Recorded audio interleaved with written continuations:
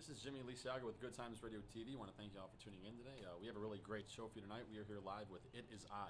I'm here with Edmund and Zach from It Is I. You guys can check out It Is I at itisiband.com, which will link you to their YouTube, Twitter, and Facebook pages. So, gentlemen, how you guys doing tonight? Jimbo, doing great. Thank you. Thank you for having us. Oh, any time. I really like the leather jacket you got going. I like your leather jacket. Thank you. And then you got Zach with the nice gray jacket, kind of like the offshoot. I know. We could like fight crime or something, you know, kind of good. We could. We should go. We should go after this. We're gonna do that. That's a good plan. Gentlemen, we're here to talk to you guys a bit about how your band formed, and just talking to you guys over the last couple of minutes. Sounds like you guys have a lot of history as well as good ideas that are going to help you guys get somewhere. So I'm really pumped to also hear you guys play a couple of songs live in a little bit. Let's talk really quick about the College of DuPage Battle of the Bands, which you guys placed first in this past couple months, which was 2012, right? Do you know? Yeah, it was the April 27th, I believe, this year. Yeah. Awesome. How did that show go? Obviously, well, you guys won. Well, we did win, and that was a good vindication that we're heading in the right direction. Mm-hmm. The show, we've actually done it before in 2010. 2010. And we placed second. Okay. So to come back and win it first again was a nice, if we had placed second or if we placed third or if we didn't place at all, I guess we could always tell ourselves we did a good try, we tried the best, so there's no shame in that. But right. To win first is always a nice vindication, that especially how the tallying was. It wasn't just based on all your friends coming out. The show designers and promoters, they realized that there was, if you're going to have a Battle of the Bands, you need to do the scoring in such a way which, of course, everyone's going to want to vote for the band they're coming out. They feel obligated, but there needs to be a way where you get actual kind of a fair vote and who really is, besides compensating for the it's my friend's band, who right. actually had the greatest performance. So we really felt honored to get. Yeah. So what do you guys think? I'm talking too much. I'm sorry. No, man. Yeah. That's why you're here. What do you guys think that you guys did differently in 2012 as opposed to 2010? Confidence, really. Confidence. I think that extra 2 years really adds a lot to what you feel you know about your music and just performing in general. Because I think we were good. I would say we weren't bad in 2010, but we've learned a lot in 2 years that really makes our live performance something a little bit more unique and tight that we didn't have. Right. I also want to say that the show we had played just before the Battle of the Bands was perhaps the most painful and worst show we ever played, at least from my perspective. I think Zach can second that from his perspective also. It was miserable. I mean, it was one of those shows where things were going wrong, certainly in your own setup, and I forgot lyrics to entire songs. We thought we had it, and it was very depressing. But when we came to the COD show, we knew we had to take it very serious. We were not going to take this lightly. We weren't going to say, we had a great show past. We just had a great show a couple weeks ago. We'll be able to wing this by no problem. We took this very seriously, and I'd like to say that was an added pleasure of winning it, because it sucked so bad the previous time, at least in the show before. As you guys know, though, I mean, it doesn't matter how many years you've been going, man. Like, sometimes you just have those shows, you know what I mean, where something just isn't right and it just throws everything else off. I can say the same thing. It's just crazy. But what makes a good band is someone that can, you guys group up and you guys move past that and then know, hey, this show has to be taken a lot more seriously. And not even that you guys didn't take the last one seriously, just, this one, we have to feel that click instantly, you know what I mean? So that's totally fine. Speaking about just history and everything, you talked to me about how you guys just came up with the band name It Is I within the last year. Mm-hmm. And then you guys kind of added in the new members of the band who make up the current band now within the last 3 years, right? Yes. But then you two gentlemen have been going for the last 7 years. Yeah. You guys want to talk about how how you guys got started and then met the new guys and came up with your new name? It's a good story. It's a great. Cool. Let's hear it. I put this is back in the days of MySpace. It was was I a sophomore or was I a junior in high school? I think you were going into junior year. I was going into junior. So you were finishing sophomore. So I put at MySpace at the time had some sort of kind of a musician exchange, I believe it was called, and so I put out an ad, just local area guitarist looking for a bassist, and Zach responds back, and we kind of had this thing too, like, I don't do drugs. Do you do drugs? Like, I don't do drugs. Okay, you'd be cool. And so then Zach, I think you can explain it better, but like, you came over to my friend Dave's house. It wasn't even his house. It wasn't even my house. So I'm like, oh yeah, come to my friend's house. Yeah, my dad just drops me off and he's like, okay, have a good time, and then drives off. It was a total setup for To Catch a Predator, but it was it worked out just fine. I think it even went better because I think I like left it. I was such a good friend that like I hung out with Zach. We played music for like an hour, and then He left to go to McDonald's. Yeah, something like. I don't know any of you guys, so this is kind of weird. So it was that was the beginning of something great because it was over through high school and then into college. Zach and I we've kind of stuck together, and that's been the most rewarding thing. Is that I know that I also know what's rewarding is I know that Zach. And Zach, I hope you know it. I'm sticking with you. You're sticking with me because we're not famous yet. We're not able to support ourselves, and I think Zach. I think also Dan would say the same thing too. Yeah. I think he's going to stick with it. What is it that made that click between you guys? Personalities, I appreciation, think and I was the only one that could tolerate him. esoteric He was the topics. We both like Tim and Eric. Cool. We like bad, funny videos on YouTube. I mean, there have been plenty of times where we went through about maybe 3 or 4 lineups before we got to where we are now, and it was just sort of, it falls apart, and then you don't really talk for a couple months, and then Right. you're like, okay, we got to start doing something again. Right. And after a while, it just becomes apparent that, okay, well, I guess this is just what we're going to do. Right. And, We've committed now the next 20s, our Yeah. 20s are this decade of this kind of transitional time period for people in our generation where we don't know what to do, or our friends are going out and getting jobs, and we're seeing other friends surpass us in prestige and financial Standing. I'm the same pecuniary. boat. I think it was pecuniary. Is that sorry, I'm trying to pretend to be a pseudo intellectual. Pseudo. Pseudo intellectual. But my friends are now making salaries and getting apartments, but here I am still making $10 an hour, and we don't it's not like a job that we see ourselves any future with, but this is what we love to do. So if I we're got to gonna be do a it. cashier at a grocery store for another few years to make this work, Of course, man. that's what it's going to take. So where did these other guys come in then? Well, Daniel, I met him in 2008. Yes. Yeah, it was late 2008. Yes, late 2008. North Central College. It's like my first day or second day on campus. I was a sophomore. I just transferred into the school, and I just asked this guy whom Dan and I both know that we don't even keep in contact. I don't know if Dan really keeps in contact with him anymore, but I just asked him, do you know any good drummers? And he said, yeah, I know this guy Daniel. And I just asked for his Facebook, and I Facebooked Daniel. That's incredible. And now Dan's in the band. Same thing. I told Dan I'd pick him up in my white minivan, and that's the first time I met Dan. It was total setup for all these sick outcomes, but That's it all the best, worked though. out. You know, Yeah, it's I'm the not. best to see You know what? exactly There what's are decent men in white vans. in yeah, white minivans with candy in them that are not criminals. I am not up to any sort of no. I still don't consent to being searched, but nonetheless. We got Bobby also. Bobby. I've been playing with Bobby since 2000 and. Yeah, sometime about that. After high school, we started kind of playing this band for this one show on 4th of July that we always got. Maybe it's the 3rd of July some years, and that's eventually we decided, well, let's try Bobby out, and Right on.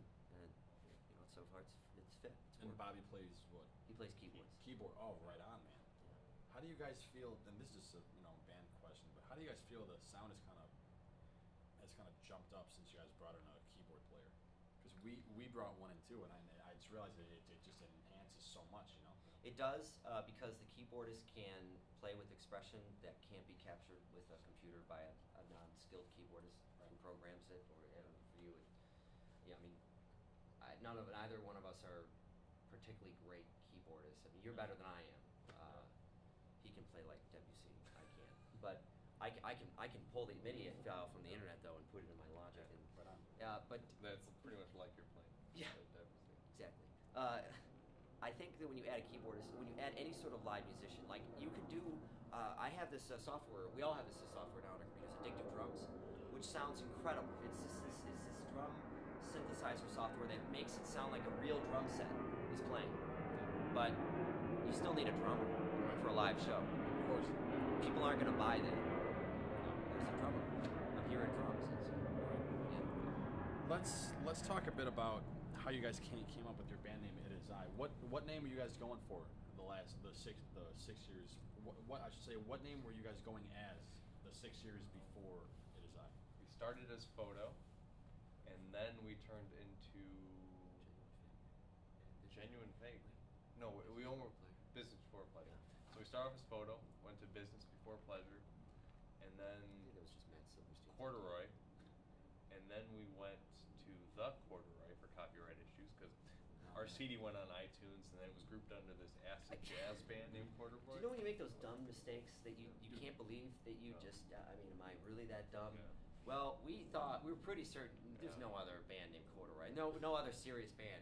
And then it's not until we've gone with the name and Yeah.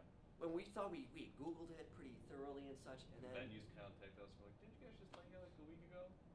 Totally didn't. No. there's this band Corduroy out in the West Coast. That's an acid. It's almost like a setup for a joke. It's an acid jazz group band on the West Coast, man. Everyone knows Corduroy. Like all the hipsters are laughing at us, I'm sure. But They're but still no, laughing at us. yeah, they're still laughing at us.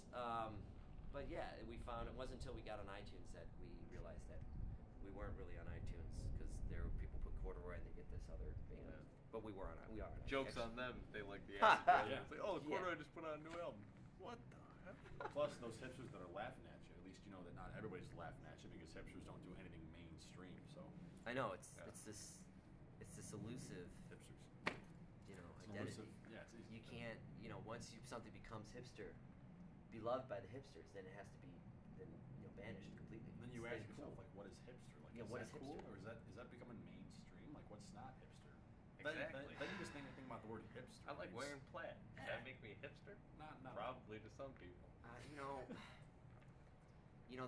The hipsters that I despise are the hipsters with the kind of the classist and the identity that requires you to go out of your way to buy expensive vintage clothing that, because you want to try to make some statement, or you're trying to make a statement because frankly you just don't have enough personality of your own to Right. make enough statement just by being a human being. So you need the corduroy to do it. For Yeah, you need to make a statement that someone else is a product of society.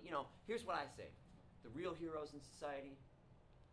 I didn't make this up, but the real heroes are the people that go into their jobs every day, and they know they're never going to be anything special, but they just maybe they live a quiet life of desperation. Maybe they have some way where they can get a little make a little unique imprint on society and make a contribution in some sort of artistic way. But real heroes are those who chug it every day, like our parents. Let's say that. Yeah, dude. I'll You support know? that. I'll support that. Yeah. Gentlemen, let's talk about, because I'm looking forward to hearing you guys play too.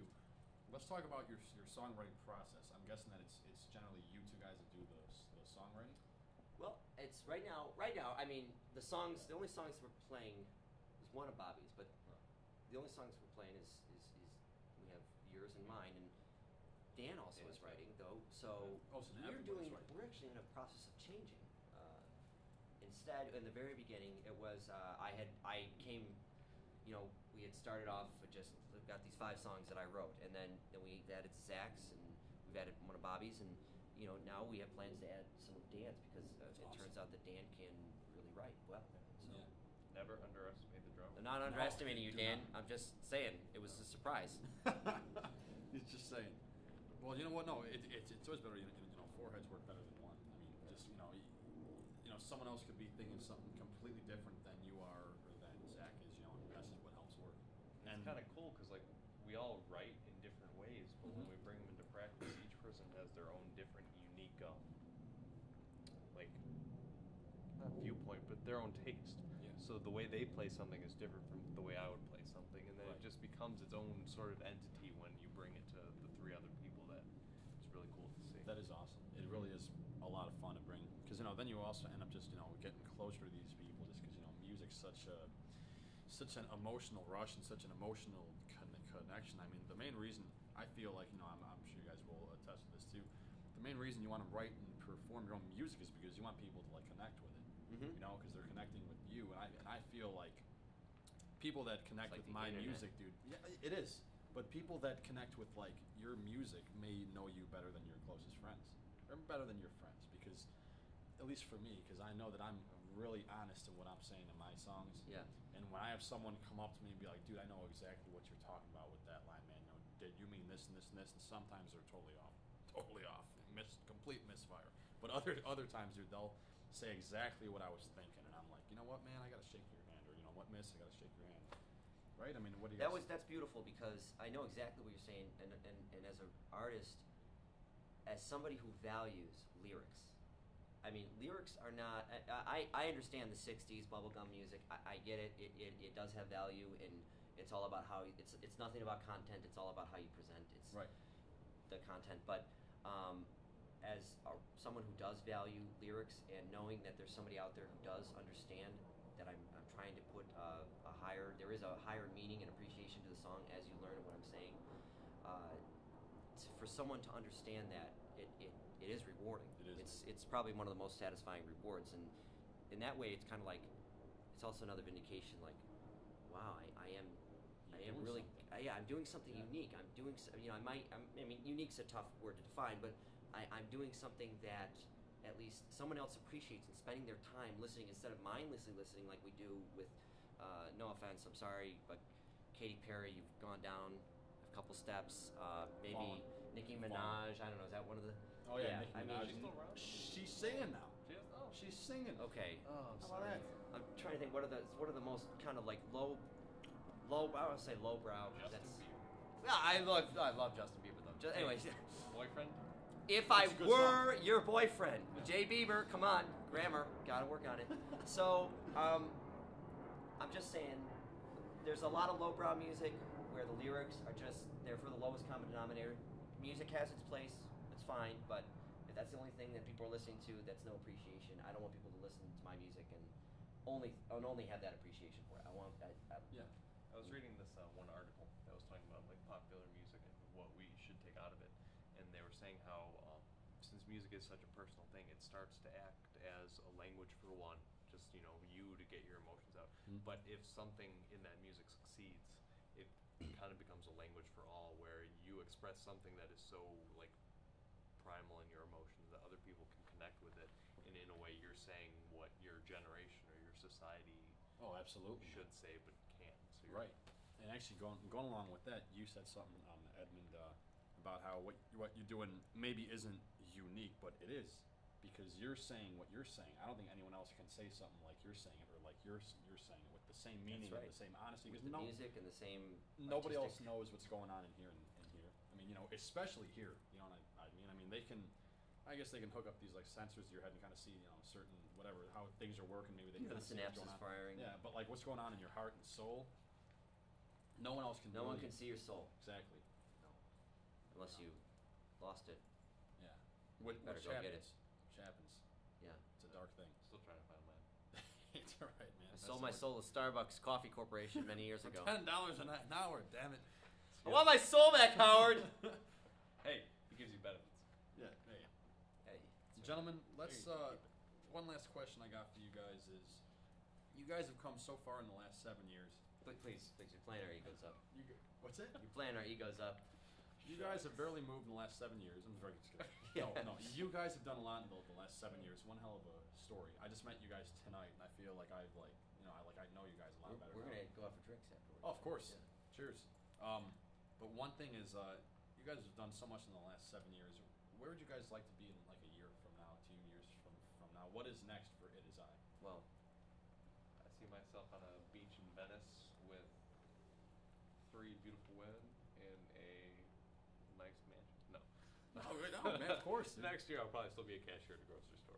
I would like to see. Yeah. I would like to see myself on a beach with a couple monkeys. Are we and, talking like orangutans or? Well, chimpanzees? let's be definitive here. I want one bamboo. That's a plan. Buffoon. A baboon. A buffoon. Baboon. Kinda looks like this. A buffoon. Let's see. I think a chimpanzee would be nice, and a Brazilian, and a hot Brazilian model. But Yeah, a that'd be nice. yeah. But in Um, terms of the band.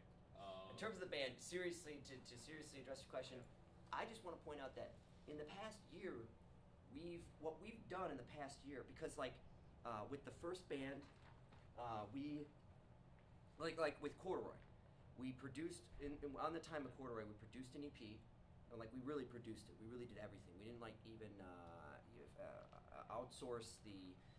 We didn't hire a service like Disc Makers has these making the EP package services and masters and makes the design. We did it all, and we also put a website up. We did all the social networking, and we did flyers. Music video. And we did we do a music video for Corduroy? No. Oh. I'm just saying for Corduroy, we did all those things, and it took us it took us 2 years. We did it, and then this past year, past 6 months, it is we've done all that in 6 months because we've learned how to do that already. We've already experienced. We already know all the bumps in the road and such, so to speak. So I see ourselves just growing exponentially, even though now we're venturing into more unknown territory. But I see it as we've had such a quickly inclining ramp as far as the direction going up, and now we are about to, I see, maybe get some real big breaks and play some real great venues that we would have never had the chance to play before. So It would be nice to also play some shows out of Illinois, Mhm. Chicago. Yes. Start expanding around the Midwest. so close Soon yet though, so guys. far. So far. You know, but you guys just got to keep working at it because you guys sound like you're doing great at it. You guys got the heart for it, just don't lose that. And you guys got great personalities and senses of humor, which is good. You got to have that. 'Cause, man, life gets rough, man. You got to keep that your whole life. You know, me, I'm 55, so I can tell you young. I know. I don't know where I am. Well, gentlemen, I want to thank you guys for being on it. Thank you. Man, thank you Jimbo, very much. thank you. Zach, thank you, brother. You guys are gonna do great. Just don't lose the heart. Just keep on going. Thank you. It's gonna be awesome. Thank you for the encouragement. Oh, dude, anytime, man. So you guys can check out it is I at itisiband.com, Correct. which will link you to their Twitter, Facebook, and YouTube accounts. And you guys want to talk about anything you have on iTunes really quick? Or? We don't have anything from It Is I on iTunes right now. We just made a music video, and on our website we have some new tracks. You can download all the tracks on our website. Cool. For free. Awesome. Yeah. All right, guys. Well, then please check out itisiband.com, and you guys can check them out there. I want to thank my brother for helping me do the camera. Thanks, camera. Arthur. Arthur's awesome. Arthur's the man behind the camera, always making things happen. Thanks, guys. So I want to thank y'all for tuning in. You guys can check out this video and many more at www.tomorrowslions.com, as well as searching Good Times Radio TV on YouTube. There will also be a video attached to this one in which Ed and Zach play a couple songs live for us, a couple of original songs live, so please stay tuned. This is Good Times Radio TV. You guys have a great night.